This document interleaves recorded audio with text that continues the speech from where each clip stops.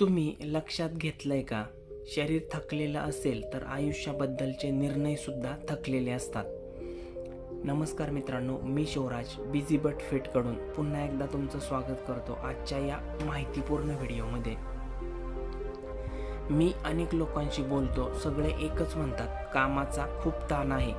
पण जेव्हा खोलामध्ये जातो तेव्हा प्रॉब्लेम काम नाही, तर प्रॉब्लेम डायजेशन, एनर्जी आणि रूटीन असते.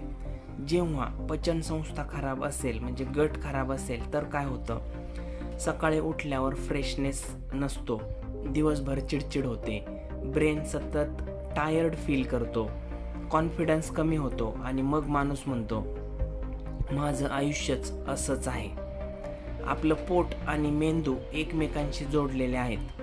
जर पोट नीट काम करत नसेल तर ब्रेनला क्लिअर सिग्नल्स मिळत नाही आणि त्यामुळे डिसिजन मेकिंग वीक होते आणि आपण स्वतःवरच डाऊट घ्यायला लागतो. मी हे शिकलोय की गट सुधारलं की एनर्जी वाढते, फोकस शार्प होतो आणि सेल्फ बिलीफ वाढतो आणि मग माणूस फक्त सर्वाईव्ह करत नाही, तो विचार करायला लागतो की माझं आयुष्य आणखी चांगलं कसं होऊ शकतं. जेव्हा शरीर साथ देतं तेव्हा माणूस स्वतःच्या जीवनाची दिशा बदलण्याचा विचार करतो. हेल्थ हा फक्त आजाराचा विषय नाही, तो आयुष्याचं फाउंडेशन आहे. जर तुम्हाला सुद्धा असं वाटत असेल की तुमची एनर्जी, डायजेशन किंवा फोकस हा प्रॉब्लेम आहे, तर कमेंट करा, मला मेसेज करा, आपण बोलूया. धन्यवाद.